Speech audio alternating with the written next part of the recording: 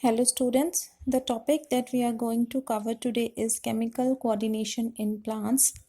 As we all know that plants, they do not move from one place to another, but yes, they do show some kind of movements in their branches, in their leaves, in their fruits and flowers. How these movements are achieved in the plants? Well, the answer is this all is achieved by the hormones.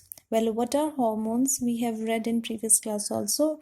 They are the chemical messengers that are secreted or synthesized at one part of a cell, and then they are transported to the other regions where their function is required. Now here the definition of hormones, if it comes, you can write they are the chemical factors that are responsible for plant growth, because in this chapter we are going to read about the coordination in plants only. So they are going to help in the growth of the plant. Now the plant hormones, to differentiate them from the animal hormones, the term was coined, which is phytohormones.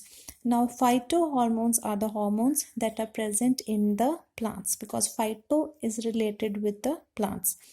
Now these phytohormones, they are broadly classified into two categories. For our convenience, we have done that: the plant growth promoters and the plant growth inhibitors. Two set of hormones are present in plants: those which help in the growth of plants and those that inhibit the growth of plants.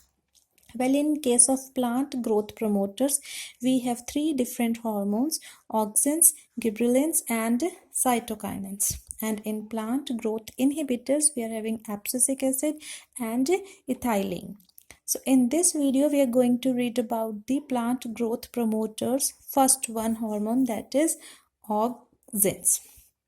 Now a little more about the auxins. They are the powerful growth stimulants, and they are effective in extremely low concentration, and they are distributed universally in higher as well as lower plants like algae and fungi. So they are present in everywhere in the plant kingdom, starting from the higher plants as well as in the lower plants.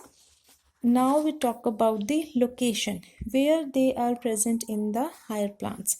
Well, they are present in the actively growing regions like the shoot apex, the root apex, and the lateral meristems. As we know that a plant is growing from its shoot apex. Here we can see, if it is a plant, it is growing from its shoot apex in the height of the plant, and from here, if it is a root, the root of the plant is also growing. So at the tip of the root apex, we are having this auxins, and at the tip of the shoot, we are having these auxins. At this lateral meristematic region, we are having auxins, because the diameter of the plant, it also has to increase with time. It cannot remain this thin only. It will increase its diameter with the help of this actively growing regions, because auxins are present in this region. Now the question that comes in your examination is, sometimes it comes as ki name, write the full form of the following. In that you get this IAA. More than 90% the question is there. IAA, the full form is indole 3-acetic acid, and this is the naturally occurring auxin. Naturally occurring auxin which is found in the plants. Full form also you have to remember. Now what is the mode of action of this hormone auxin? Well, this hormone, it acts by cell elongation. How the cell elongation is brought about? This is brought about by loosening the cell wall and by stretching it like a rubber. See, this is the diagram of a cell in which cell wall is there, as we know, in a plant cell, and here is the cell membrane. What auxins will do? They'll stretch this cell wall. With that, the cell inside the cell wall, it also enlarges, it also elongates. That is how they brought the elongation in the plants. Now, what are the different functions performed by auxins? As we just now read, elongation in cells. So first of all, they promote cell elongation. Then they exhibit apical dominance. Now, what is apical dominance?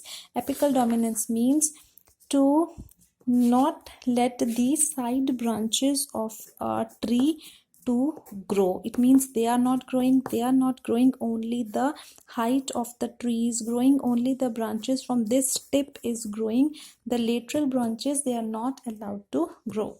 So the phenomena of suppression of growth of lateral buds by the apical bud is known as apical dominance, and auxins, they do show this, they exhibit this apical dominance.